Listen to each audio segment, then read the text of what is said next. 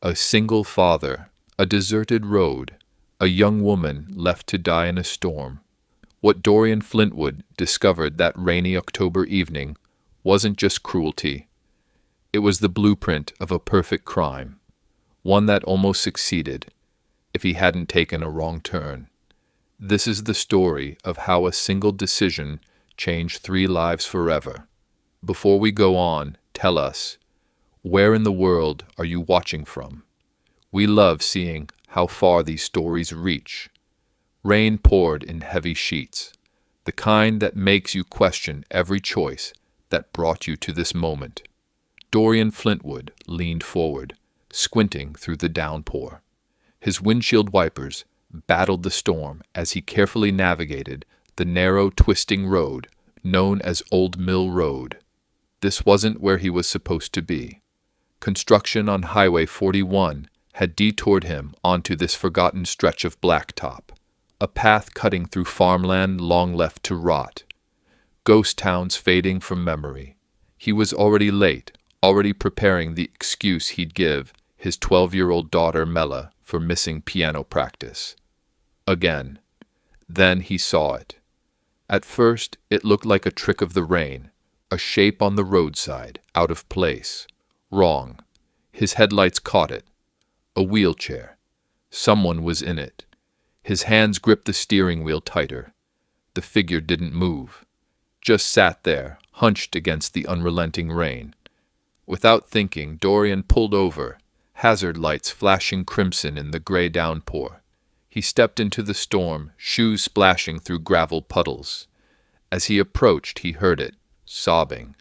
Raw, broken sobs. Miss, can you hear me?" She lifted her head, blonde hair matted to her face, hazel eyes wide with fear and disbelief.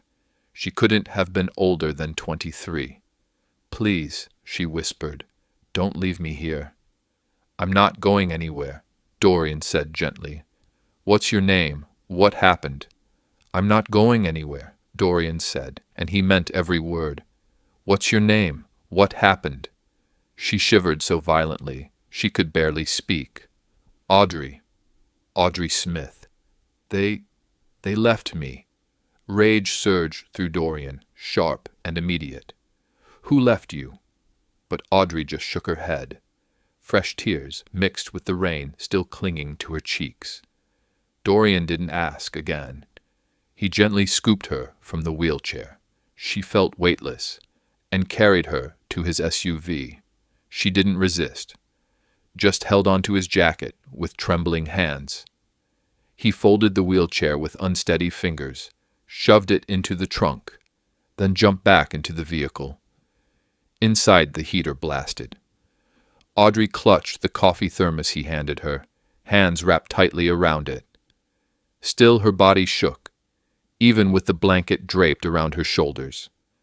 "We need to get you to a hospital," Dorian said, reaching for his phone. "No." The force of her voice startled him.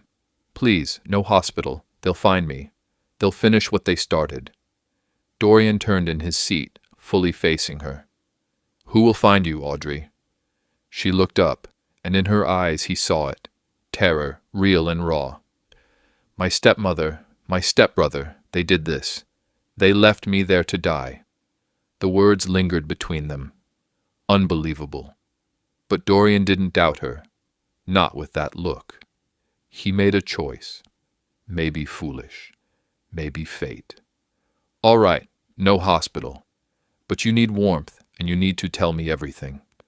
He turned back onto Old Mill Road. Mella's piano teacher lived just 2 blocks from their house. He'd call and ask her to drop Mella off. And his neighbor, Mrs. Pitakay, was a retired nurse. She'd help. Beside him, Audrey began to speak, her voice gaining strength with every mile. "I'd been out there for 4 hours," Audrey murmured, staring down at her hands. 4 in the rain. I screamed until my throat gave out. I thought I was going to die out there, and no one would ever know what they did. "How did you end up on that road?" Dorian asked gently, keeping his voice calm even as fury simmered beneath. They told me we were taking a family trip to help us grieve together. A spa in the mountains, they said. But the turns started feeling wrong. Then Bradley said he needed to check the engine. She paused, breath trembling.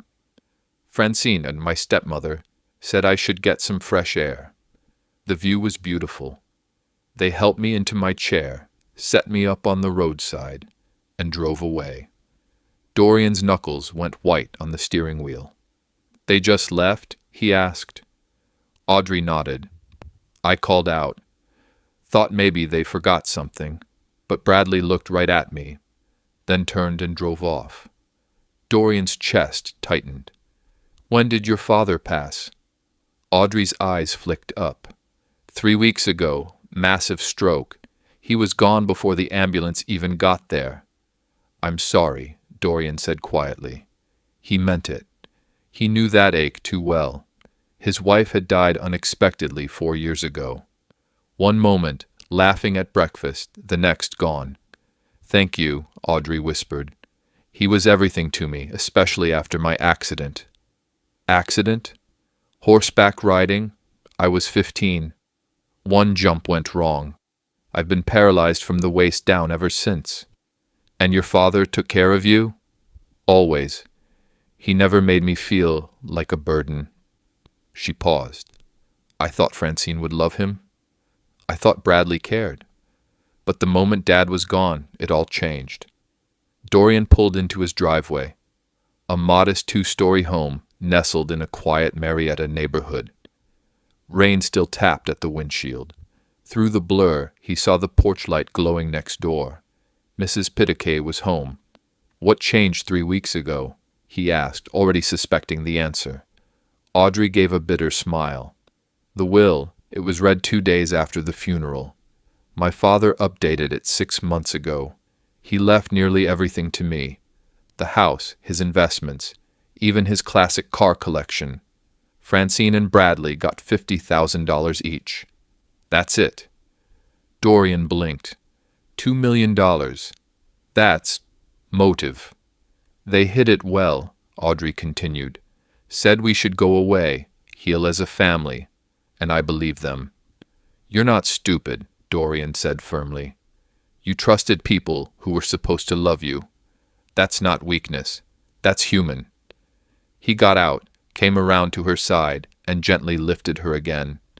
Mrs. Pitakay was already on her porch with an umbrella in hand, worry written across her face. Dorian, what on earth? I need your help, Elena, he said. This is Audrey. She's in danger. 20 minutes later, Audrey was dry and wrapped in a soft blanket on his couch, wearing clothes borrowed from Dorian's late wife. Mrs. Pitakay had checked her vitals and deemed her lucky. No hypothermia.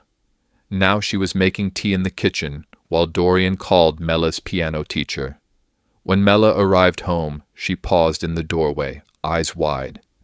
Dad? Before Dorian could speak, Mella stepped forward. Are you okay? She asked Audrey gently. Audrey blinked, startled by the kindness. I think so. She needs a safe place for a while, Dorian added. Without hesitation, Mella smiled. She can have the guest room. It's downstairs, no stairs, and the bathroom's close. Dorian's heart swelled. His daughter had her mother's soul. The weeks that followed felt like something new had begun. Life didn't go back to what it was. It became something better. Audrey insisted on paying her way. She used part of her inheritance to modify Dorian's home for accessibility. Ramps, wider doorways, a renovated bathroom. It wasn't just about practicality. It was about building something together. She helped Mella with schoolwork, taught her how to paint watercolors, and listened patiently to endless piano practice. One night Mella whispered to Dorian, she's like a mom, but different, like new. Not instead of mom, just also. He understood exactly what she meant. Audrey had filled a space they hadn't realized was still empty. As the months passed, feelings deepened. Conversations stretched into the night. Shared looks turned to soft touches.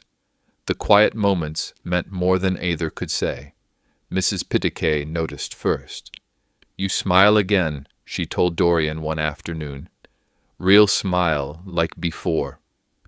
3 months after the trial, on a cold January evening, Dorian found Audrey stirring hot chocolate in the kitchen.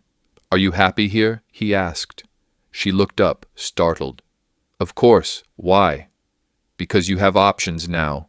I want you to stay because you want to." Audrey wheeled closer, taking his hand. "I stay because this is the first place I've felt safe since my dad died. Because Mela makes me laugh. Because you make me feel seen." She paused. "And because I love you." He kissed her before the words had fully settled between them. From that moment on, everything changed. Not rushed, not forced, just real. 9 months after the rainstorm, he knelt beside her wheelchair in the backyard and asked, "Would you marry me?" Audrey's answer came through joyful tears. Yes, absolutely yes. They had been broken, abandoned, lost, but they had found each other, and that made all the difference.